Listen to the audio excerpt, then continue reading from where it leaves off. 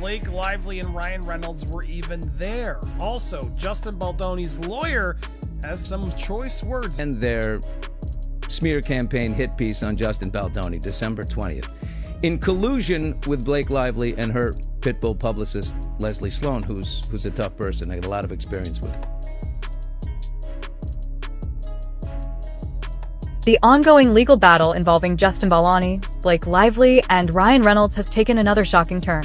Just when it seemed like things couldn't get any worse for Lively's team, Baldoni's editor stepped forward to confirm that many of the reports circulating were completely fake.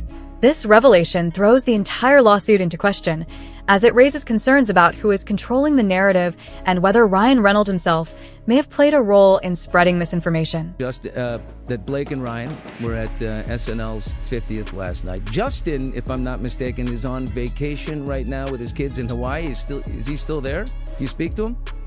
I do speak to him. I speak to him often. I wouldn't call it vacation. I don't think anybody who's been accused of heinous, arguably what are crimes, is on vacation.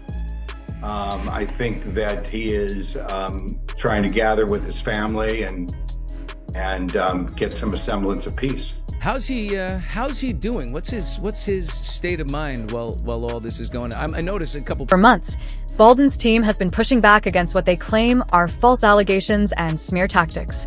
But now, with an editor stepping up to expose the truth, it looks like Lively and Reynolds may have been caught red-handed in what many are calling a last-ditch attempt to repair their reputation. Blake Lively and Ryan Reynolds recently made a highly publicized appearance on Saturday Night Live. Rather than gaining public sympathy, this move seems to have backfired spectacularly. Hollywood insiders are now calling them out for using publicity stunts to distract from the lawsuit.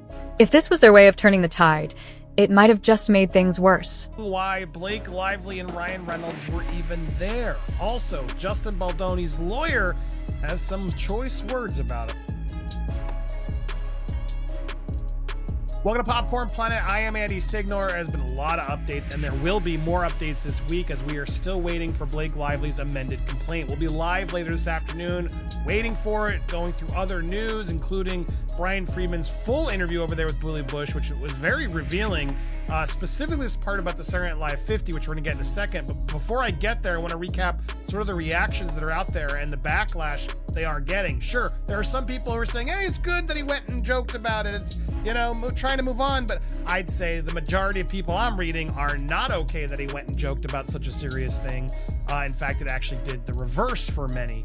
But here they were at the 50th. Now, correction, I was wrong. Accused each other of waging a smear campaign. Blake has also claimed Justin SH'd her while on the movie set. One source who was at 30 Rock for the taping tells us Blake and Ryan were the talk of the entire evening, and many people avoided them.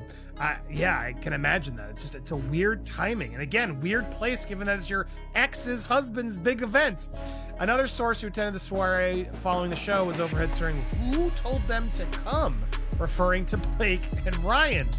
However, another eyewitness says the famous couple was super popular at the show, with fans cheering them from behind the barricades when the two rolled up. And apparently Dakota Johnson had a nice experience with Blake Lively.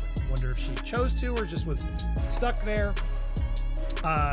Blake had a nice interaction with Dakota Johnson, and Blake and Ryan hit it off with Woody Harrelson while they were all in line for the red. As tensions continue to rise, Blake Lively was recently caught off guard by an unexpected moment with Ryan Reynolds.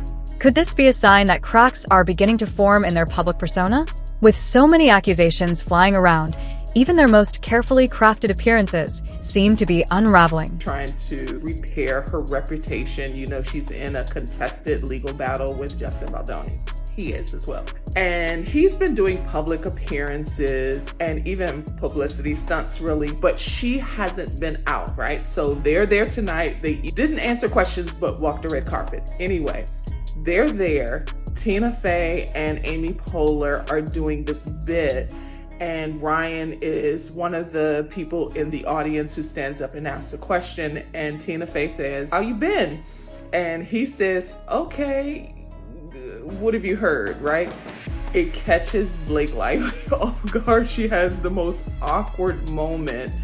Her face is like stunned and she like looks up at him. Hot mess. We're about to see Blake and Ryan go on this tour to revamp specifically her career, because that's the one that has suffered the most damage, because Ryan is a franchise character in Marvel that he'll probably survive, and he was just in a billion-dollar blockbuster last year. The problem for them both is that they're using the same playbook that no longer works in this era. Bolden's legal team is not backing down.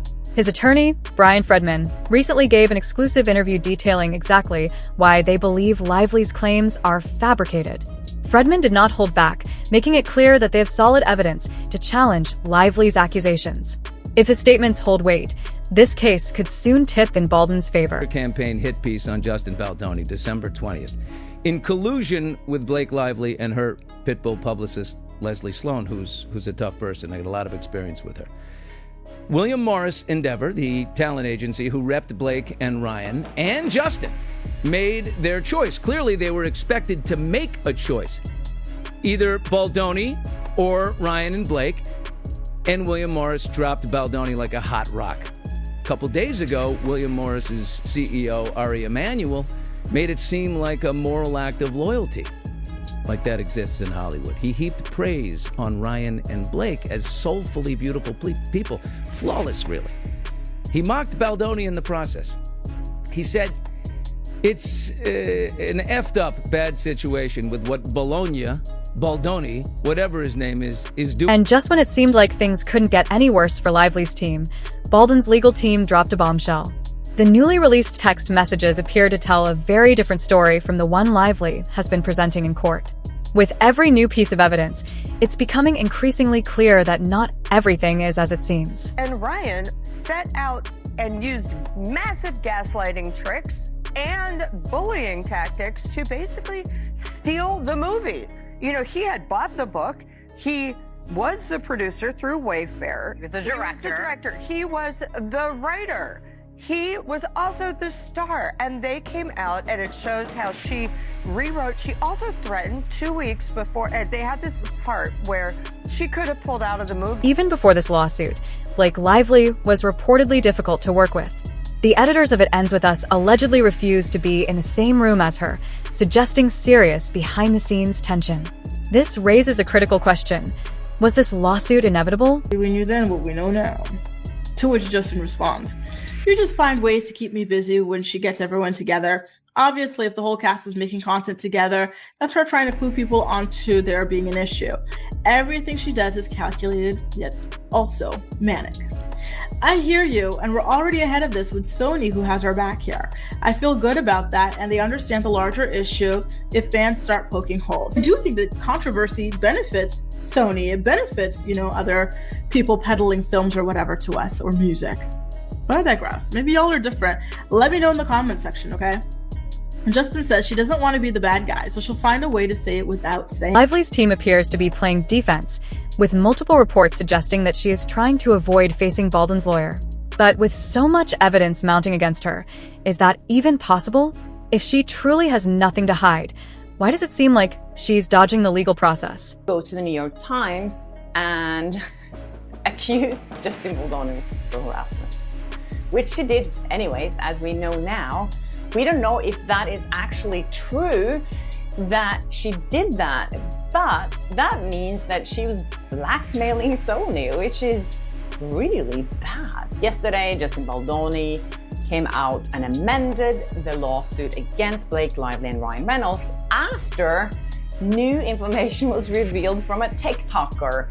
So someone on TikTok found the metadata of the New York Times article, which a lot of people have been talking about the metadata of that article, which means that a lot of the text messages and information that was in that lawsuit was dated back to October.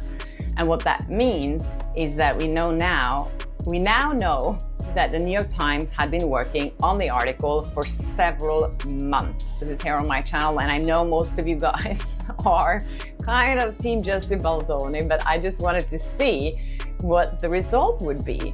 And the result was from over 25,000 votes.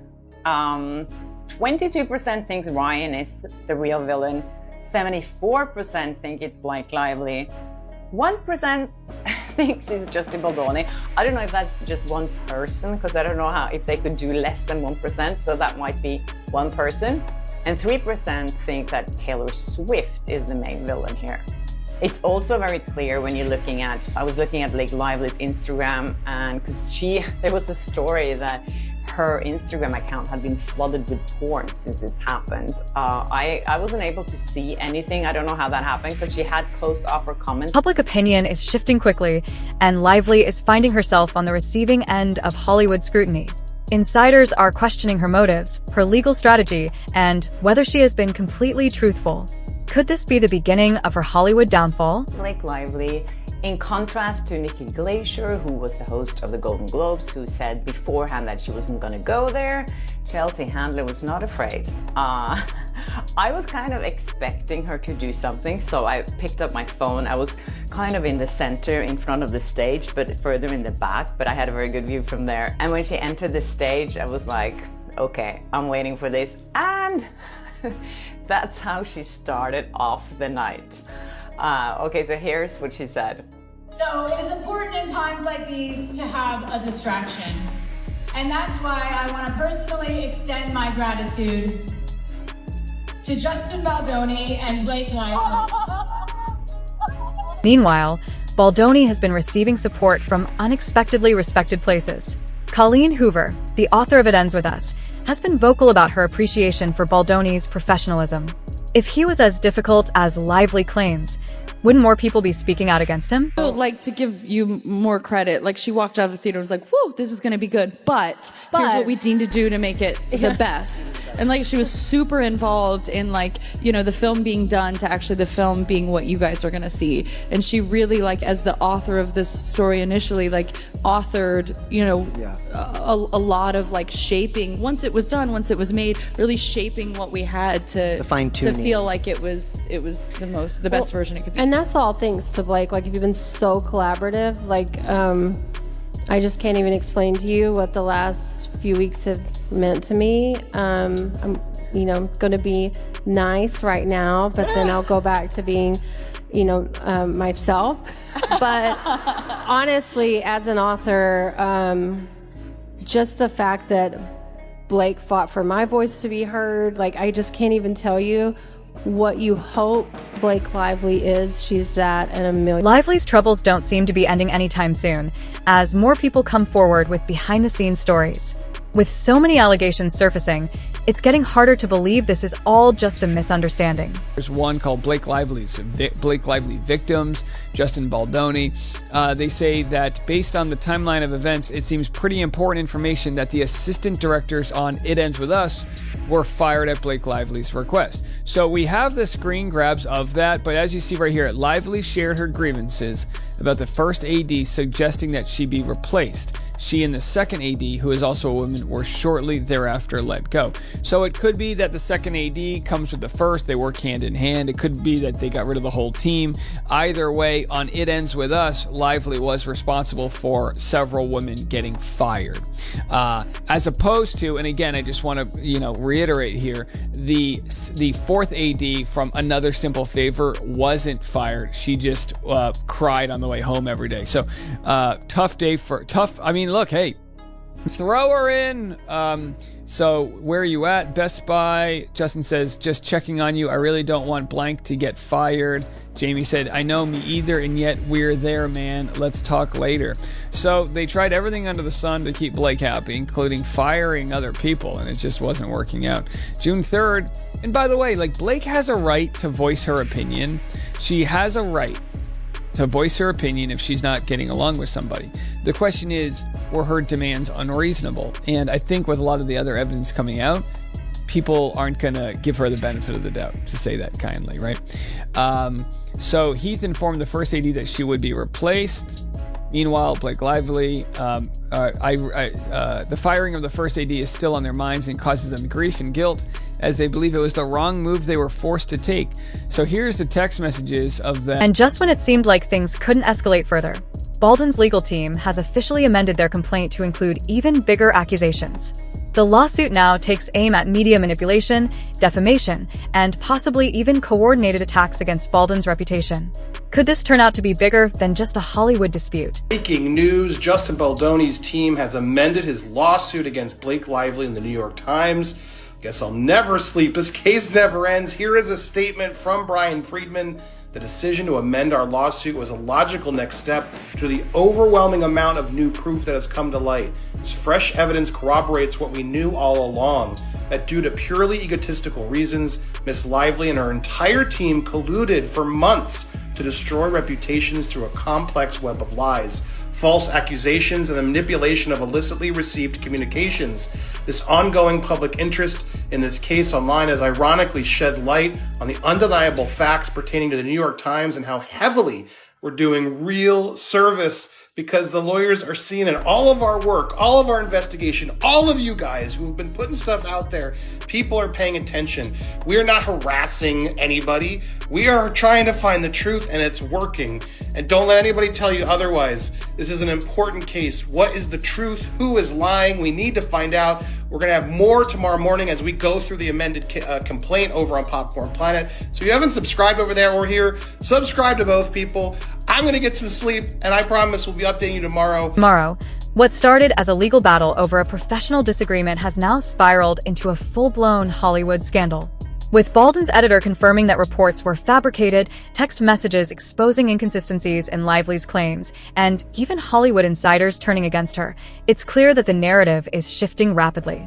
Ryan Reynolds, who has largely stayed in the background, is now facing questions about his involvement in the media smear campaign. Making jokes, making light of it, which Justin Baldoni's legal team could absolutely use against them in Justin's defense. And in fact, I want to go straight there to Brian Friedman's comment, because he was on the Billy Bush show and they were talking about a lot of things. And again, join us later today for a live. If you haven't already hit the subscribe, what are you waiting for? Haven't we earned your subscribe already? Hit that bell for alerts so you get notified. And when you get these videos, click the like right now. Click the like while you're watching, leave a comment. Here's what Brian Friedman said about that Saturday What Night did you Live think appearance. when you saw, Ryan, make light of the situation? I guess try to find some humor in all this. I'm unaware of anybody, frankly, who's... Meanwhile, Baldwin's legal team is gaining momentum, releasing new evidence that challenges Lively's claims. With more revelations expected to drop soon, one thing is for certain: this case is far from over. Who will come out on top and how much damage will be done before this all ends? Only time will tell, but Hollywood is watching closely.